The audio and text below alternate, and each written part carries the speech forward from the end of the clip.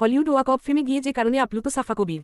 বিনোদন তারকাদের জন্য মর্যাদাপূর্ণ স্থান হলিউড ওয়াক অব ফেম। যুক্তরাষ্ট্রের ক্যালিফোর্নিয়ার লস অ্যাঞ্জেলেসের হলিউড বুলেভার্ড ও ভাইন স্ট্রিটের ফুটপাত এটি। সেখানে বিশ্বের প্রভাবশালী তারকাদের নাম খোদাই করে রাখা হয়, সঙ্গে থাকে একটি তারকা।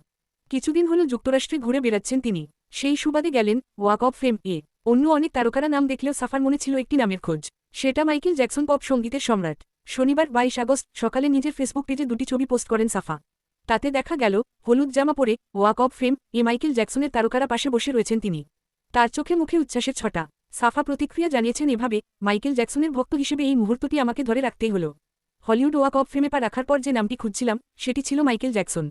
অবশেষে যখন সেটি দেখতে পেলাম, হৃদয়টা যেন আনন্দে ভরে গেল। এটি আমার জন্য সত্যিই স্মরণীয় মুহূর্ত। তারকাখচিত মাইকেল জ্যাকসনের নামের সামনে সাফা কবির। এদিকে অভিনয়টা আগের চেয়ে অনেকখানি কমিয়েছেন সাফা। বড় কোনো উৎসবে কয়েকটি নাটকে হাজির হন তিনি। যেমন সর্বশেষ কোরবানির ঈদে তার অভিনীত কয়েকটি নাটক মুক্তি পেয়েছিল। এরপর আর কোনো কাজের খবর পাওয়া যায়নি।